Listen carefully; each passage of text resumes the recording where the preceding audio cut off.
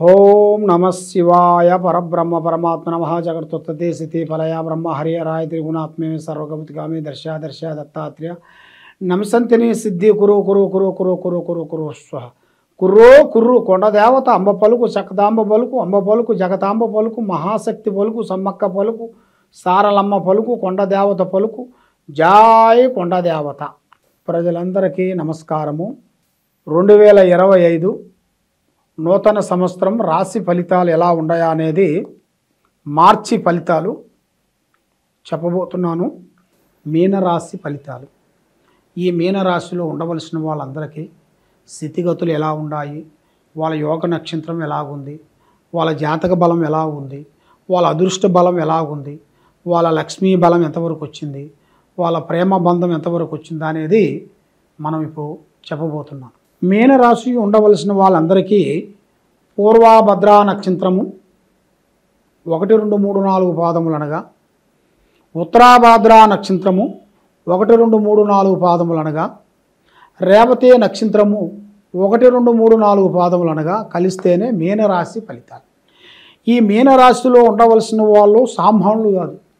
చిన్న వయసు నుంచి చాలా కష్టపడుతుంటారు. తెలివితేటలు ఎక్కువగా ఉంటాయి, ఆలోచనలు బాగుంటాయి. ఎక్కువగా సినీ ఫీల్డ్లో కూడా ఈ జాతకంలో ఉండవలసిన వాళ్ళకి చాలా అభివృద్ధిగా పొందుతుంటారు. ప్రజలలో కూడా మంచి స్పందన కూడా సాధించారు. ప్రజలలో కూడా మంచి గౌరవాన్ని మంచిగా కనబడుతున్నారు. కాబట్టి ఈ మీనరాశిలో ఉండవలసిన వాళ్ళందరికీ అదృష్ట యోగము, ధనప్రాప్తి యోగము, రావలసిన అదృష్ట యోగం అనేది వీళ్ళకి మంచి యోగము కనబడుతుంది.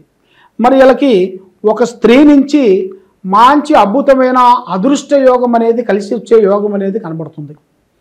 మరి ఈ మీనరాశిలో ఉండవలసిన వాళ్ళందరికీ కొత్త కొత్త కార్యక్రమాలు, అంటే ఇప్పుడు చేసే పనులు కాకోకుండా కొత్త కొత్త కార్యక్రమాలు, కొత్త కొత్త పనులు, పెద్ద పెద్దవి పూర్తి చేయాల్సినవి వీళ్ళ యోగంలో చాలా చాలా విధానాలుగా కనబడుతున్నాయి. మరి విద్యారంగంలో ఉండవలసిన వాళ్ళందరికీ చదువులో మంచి విజయం, విదేశాల ప్రయాణాలు, మరి విదేశాల్లో కూడా కొంచెం సెటిల్మెంటు, మరి అక్కడి నుంచి కూడా మంచి అభివృద్ధి, మరి ఇక్కడ తల్లిదండ్రులు కూడా ఒక గౌరవం అలాంటిది సంపాదించే యోగం అనేది ఇలా జాతకంలో కనబడుతుంది. మరి వ్యాపారదారులకి కొన్ని పార్ట్నర్ కానీ సొంతమైన కానీ కొత్త కొత్త కొన్ని పూర్తి చేయాల్సి వస్తుంది. కొన్ని బిగినెస్లో కూడా కొన్ని మార్పులు కొన్ని రాబోతున్నాయి.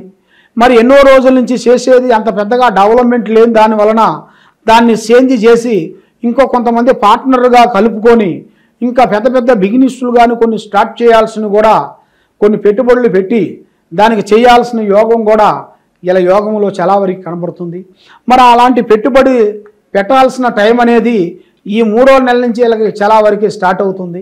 ఈ 3వ నెల నుంచి వాళ్ళు ఏ కార్యక్రమం పెట్టుకున్నా, ఏ పని చేసినా కూడా అవలీలగా అభివృద్ధిగా కావాల్సిన యోగం అనేది వీళ్ళకి ధనప్రాప్తి యోగం అనేది కలిసి వచ్చే మార్గం కనబడుతుంది.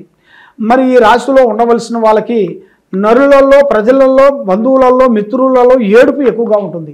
అంటే బాగున్నారు బాగున్నారు, అభివృద్ధిగా వచ్చారు, పైకి వచ్చారు, బాగుపడ్డారు అని చాలామంది చాలా చాలా విధానాలుగా అనుకుంటుంటారు. కానీ ఏ విషయం వచ్చినా ఎక్కడికి పోయినా కూడా యథార్థంగా మాట్లాడుతుంటారు. మనసులో ఒకటి బయట ఒకటి, నటించే నటన వీళ్ళ దగ్గర ఉండదు. ఏదైనా యథార్థంగా ముక్కుసూటిగా ముఖం ముంగలు మాట్లాడుతుంటారు. దానివల్ల వీళ్ళకి నిష్ఠూరం వచ్చేస్తుంటుంది. దానివల్ల వీళ్ళకి ఏదో ఒక సమస్యలో ఇరుక్కబోతుంటారు.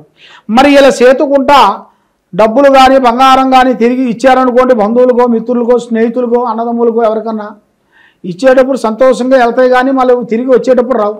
దానివల్ల చాలా చికాకులు, ఇబ్బందులు, కోర్టు చుట్టూ తిరగటం, పోలీస్ స్టేషన్ దాకా తిరగటం, లేనిపోయిన మాటలు రావటం, మన మీద లేనిపోయిన కొన్ని సృష్టించటం, ఇలాంటి చాలా చాలా చాలా చాలా వరకు మీ జాతకంలో కొన్ని కనబడుతున్నాయి.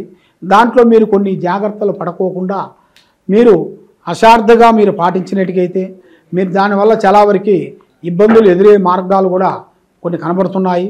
మరి మనస్తత్వం కూడా ఒక అందునుగా లేని దాని వలన మనసు ఒక దుక్కున పని ఒక దుక్కునగా కనబడుతుంటుంది మీకు.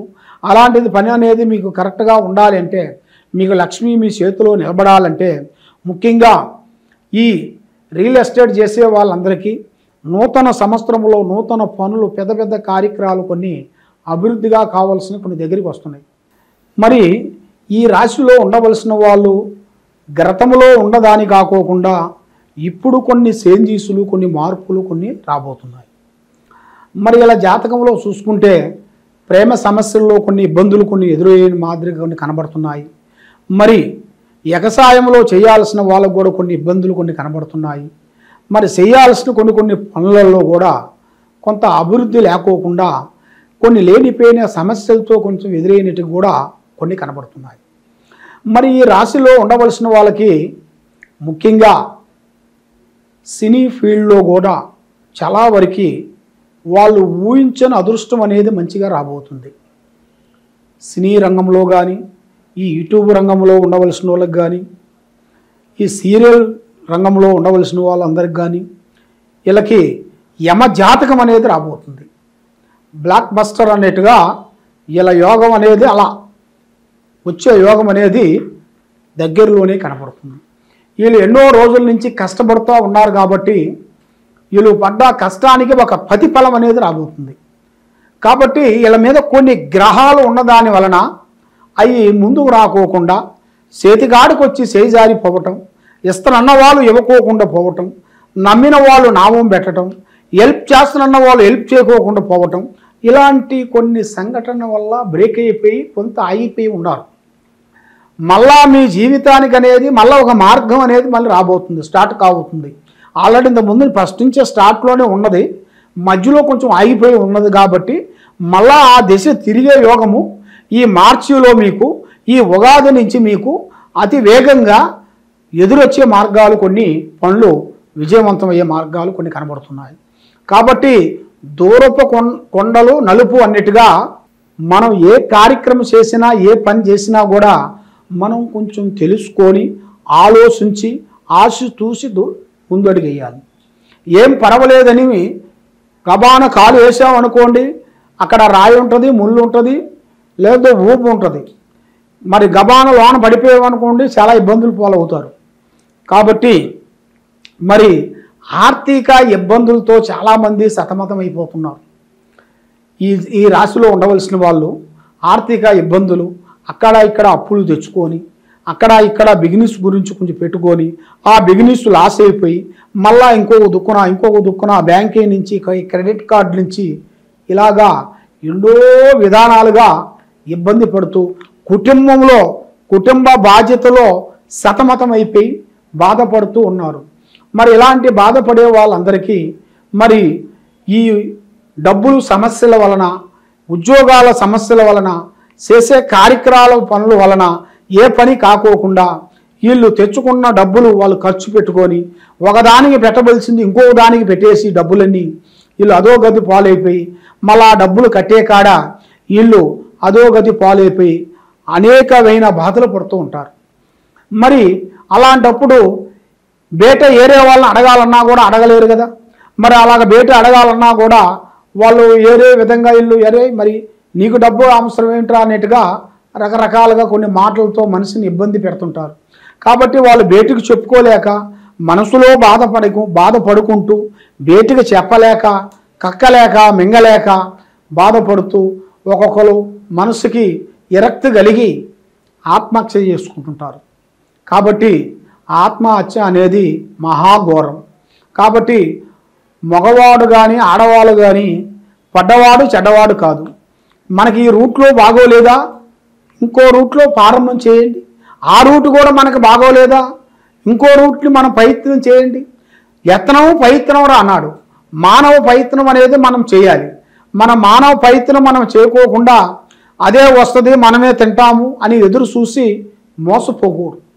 ఎవరో వస్తాడు ఏదో చేస్తాడని ఎదురు చూసి మోసపోకుమా అన్నట్టుగా దాని గురించి ఎదురు చూడకోకుండా మన టాలెంట్ని బట్టి, మన తెలివితేటలను బట్టి మనం పోరాటం చేసుకుంటూ ఎంత పనైనా కూడా సిటీలో సాధించే అంత దమ్ము ఈ జాతకంలో ఉండవలసిన వాళ్ళకి కనబడుతుంది. ఎందుకంటే ఈ జాతకంలో ఉండవలసిన వాళ్ళు అంత కష్ట జీవితమే. పెద్దవాళ్ళ తరపు నుంచి కానీ, అత్తామామ తరపు నుంచి కానీ వచ్చింది పెద్దగా ఏం కనబడతలేదు. స్వహాశక్తి పోరాటం, ఇండిపెండెంటు, ఏ పనైనా కానీ పోరాడుకుంటూ ఎంతటి పనైనా కానీ కష్టపడి దాన్ని సాధించి ప్రజలలో మెప్పించి ప్రజలలో ఒక అభివృద్ధిగా వచ్చి ప్రజలలో ఒక గౌరవాన్ని తెచ్చి ఒక ముందుకు రావాల్సిన యోగ ప్రాప్తి అనేది ఇలా జాతకంలో కనబడుతుంది. వీళ్ళ మీద ఉండాల్సిన శని దోషం అనేది ఎక్కువగా తిరుగుతూ ఉన్నది. నవగ్రహాల దోషము, శని దోష గ్రహాలు, మొత్తం 2 గ్రహాలు రాహు కేతువుల వలన వీళ్ళకి ఎంత సంపాదిస్తారో అంత ఖర్చుగా కనబడుతుంది. ఆదాయములు 5, ఖర్చులు 5 అని చెప్పాను. ఆ విధంగా ఎంత సంపాదిస్తున్నారో అంత ఖర్చు అయిపోతూనే ఉంటుంది వీళ్ళకి. మరి వీళ్ళ చేతిలో డబ్బులు నిలబడాలన్నా, మనశ్శాంతిగా ఉండాలన్నా, ఆరోగ్యం బాగుండాలన్నా కూడా వీళ్ళు చేయాల్సిన కార్యక్రమం కొన్ని రోజుల్లో కొన్ని అభివృద్ధిగా రావాల్సిన యోగం అనేది తప్పకుండా వచ్చే మార్గం కనబడుతుంది. మరి రాజకీయ ఫలితంలో కూడా చూసుకుంటే వీళ్ళు మంచి పేరు గౌరవాన్ని సంపాదించుకుంటారు. కానీ అనుకోకుండా సడన్గా వీళ్ళ మీద లేనిపోయిన రీమార్కులు కొన్ని పడిపోతుంటాయి. కాబట్టి వీళ్ళు చేయాల్సిన ఒక కార్యక్రమం, వీళ్ళు చేసేది, వీళ్ళు నిలబడ్డ ఒక పార్టీ, ఆ పార్టీలో కాకోకుండా ఇంకా వేరే పార్టీలోకి వెళ్లాల్సిన యోగం అనేది వీళ్ళ జాతకంలో కనబడుతుంది. మరి ఎన్నో రోజుల నుంచి వీళ్ళు చేస్తుంటారు, కానీ దాంట్లో పెద్ద డెవలప్మెంట్ ఉండదు. ఎన్ని రోజులు పూర్తి చేసినా అంతే ఉంటుంది. కాబట్టి వీళ్ళకి ఇంకా కొత్త దాంట్లో కూడా వెళ్ళి కొత్త పనులు కొన్ని పూర్తి చేసి ప్రజలలో ఒక మంచి పేరు సాధించుకొని ప్రజలకు ఎంతో సేవ చేసుకుంటూ ప్రజల్ని అభివృద్ధిగా చేయాల్సిన యోగం అనేది వీళ్ళ జాతకంలో చాలా వరకు కనబడుతుంది. కాబట్టి మీరు ఎక్కువగా చేయాల్సింది ముఖ్యంగా దైవ బలం చాలా గొప్పది. అన్నిటికన్నా దైవాన్ని మించింది ఏదీ లేదు. దైవ బలం మీరు చేయాల్సింది ఏమిటంటే, మీ జాతక యోగంలో చూసుకుంటే శ్రీ సమ్మక్క సారలమ్మ అమ్మవారు మహాశక్తి, శ్రీ మేడారం సమ్మక్క సారలమ్మ మహాశక్తి అమ్మవారిని పూజించండి. అమ్మవారికి 2 కొబ్బరికాయలు కొట్టండి బుధవారం రోజున. ఆ అమ్మవారిని మీ ఇంట్లో నిలుపుకోండి. మీకు అష్టకష్ట దరిద్ర దోషాలు అనేది వెళ్ళిపోతాయి.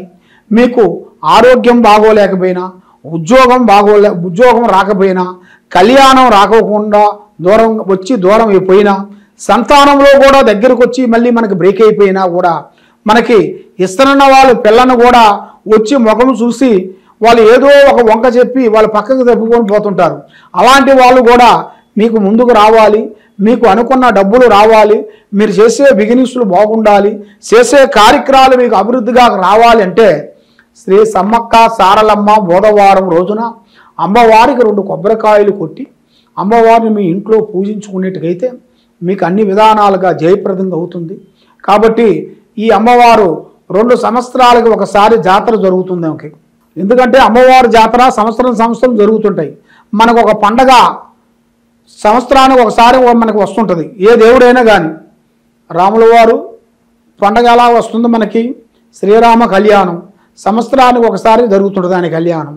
కాబట్టి మరి శివుడికి మరి ఆయనకి శివరాత్రి, అలాగా ఒక్కొక్క దేవుడికి ఒక్కొక్క ప్రత్యేకత అనేది ఉంటుంది.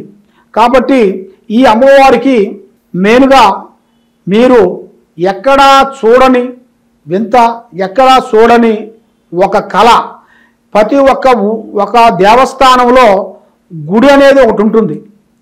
కానీ మా ఊరిలో ఆ అమ్మవారి గుడి అనేది లేదు. ఆ అమ్మవారిని మేము సమ్మక్క సారలమ్మ 2 గద్దెల మీద పెట్టేశాం.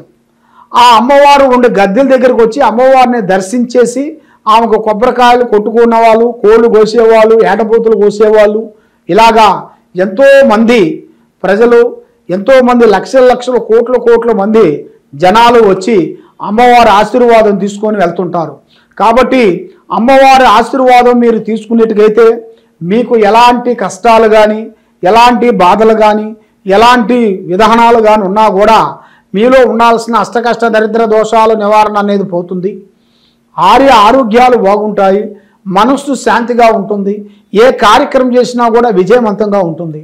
మరి మీరు ఎక్కడో మేడారం చెప్పారంటే స్వామి, మరి అక్కడ పోయి మేము ఎలా కొబ్బరికాయలు కొట్టాలి, ఎలా పూజించాలి అనేది చాలామందికి సందేహాలు ఉంటాయి. మీరు అక్కడికి వెళ్ళి చేయాల్సిందేం లేదు. తొక్కితే రాయి, మొక్కితే దేవుడు. మీరు నమ్మకంతో మనస్ఫూర్తిగా మీరు అనుకుంటేనే అమ్మవారు, లేకపోతే రాయేమా. కాబట్టి మీ ఇంట్లోనే 2 బెల్లం గడ్డలు తెచ్చేసి 2 తమలపాకులు తెచ్చి ఆ తమలపాకులో ఈ బెల్లం గడ్డలు 2 గంటలు పెట్టేసి 2 కొబ్బరికాయలు తెచ్చుకొని బుధవారం రోజుల తలస్నానం చేసేసి మీ ఇంట్లో మొత్తం పశువు నీళ్ళు జల్లుకొని బుధవారం రోజున పొద్దున టైంలో నమస్కారం చేసుకొని శ్రీ సమ్మక్క శ్రీ సారలమ్మ అమ్మవారిని మనస్ఫూర్తిగా అనుకొని 2 కొబ్బరికాయలు కొట్లేటికైతే మీ ఇంట్లో అష్టకష్ట దరిద్ర దోషాలు అనేది పోతాయి, ఆరోగ్యాలు బాగుంటాయి, మనస్సు శాంతిగా ఉంటుంది. కాబట్టి మీరు ఎక్కడెక్కడో జ్యోతిష్యం చెప్పించుకొని నిరాశ చెంది ఉన్నారు కాబట్టి మీరు ఈ కింద ఉండాల్సిన నెంబర్కి మమ్మల్ని సంప్రదించినట్టుగైతే మీ పేరుని బట్టి, మీ యోగాన్ని బట్టి, మీ నక్షత్రాన్ని బట్టి, మీ ఇంట్లో ఏమేమి జరుగుతుంది, మీ ఆఫీసులో ఏమేమి జరుగుతుంది, మరి మీరు వేసిన పంట ఎలాగుంది, మరి మీరు చేసే భూమిలో మరి బోరు వేస్తుంటారు, దాంట్లో గంగా దేవత ఎంతవరకు వచ్చింది అనేది మొత్తం చూసి జాతకాన్ని పరిశీలించి మీ యోగాన్ని బట్టి మీనరాశిలో ఉండవలసిన వాళ్ళకి స్థితిగతులు ఎంతవరకు వచ్చినాయి అని చూసి మేము అన్ని విషయాలు చూసి మేము చెప్పగలుగుతాము. కాబట్టి మీరు పూజించాల్సింది అమ్మవారు దుర్గాదేవత అమ్మవారిని పూజించండి, శ్రీ సమ్మక్క సారలమ్మని పూజించండి. మీ మీద ఉండాల్సిన కష్టాలని తొలగిపోతాయి, ఆరోగ్యాలు బాగుంటాయి. మీరు ఏమనుకుంటారో ఆ విధంగా మీరు తప్పకుండా ఆ రూపంలో మీకు తప్పకుండా ఏదో ఒక రూపంలో మీకు తప్పకుండా హెల్పింగ్ అవుతుంది. సర్వే జనా సుఖినో భవంతు. ఓం నమః శివాయ నమః.